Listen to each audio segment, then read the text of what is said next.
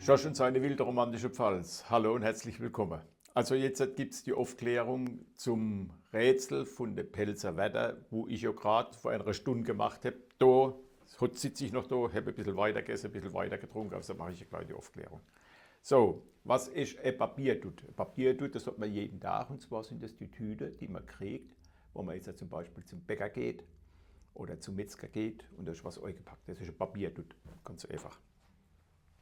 Und der Schokogaul, das ist das, was die Kinder haben, wenn sie daheim hocken abends und nicht unbedingt Fernsehen gucken oder am Handy duddeln, sondern so wie früher sich auf ein Geilchen setzen, auf ein Pferd setzen, aus Holz und hin und her wippen. Das ist ein Schokogaul. Das magst du auch, gell, Schokogaul? Ja. Und ein Poppenscheiß. Ein Poppenscheiß ist natürlich das, was die kleinen Mädels schon haben. Wenn sie dann, wenn Sommer ist, wenn Frühling ist, draußen auf der Straße vierrädrig hin und her schieben und eine Puppe drin liegt, also eine Puppenchaise.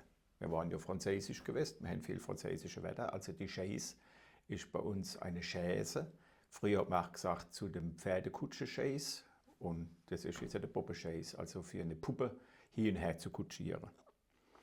Und eine Kohleofendiele, das ist das schwierigere Wort gewesen.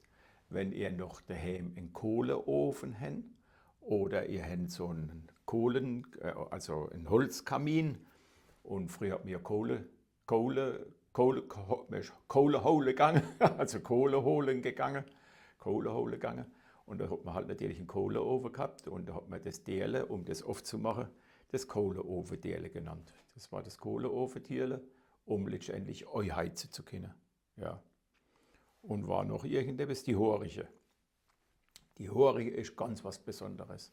Da waren nämlich raue Krummbeeren, werden gerieben, ganz fein gerieben.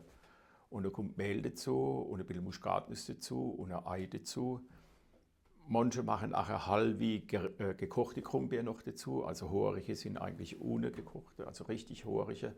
Und die werden vorher ausgepresst von der rohen Krummbeere, dass der Saft rausläuft, dass sie ein bisschen trocken werden. Und da braucht man ein bisschen Mehl, dass sie noch ein bisschen babbig sind und das Ei natürlich.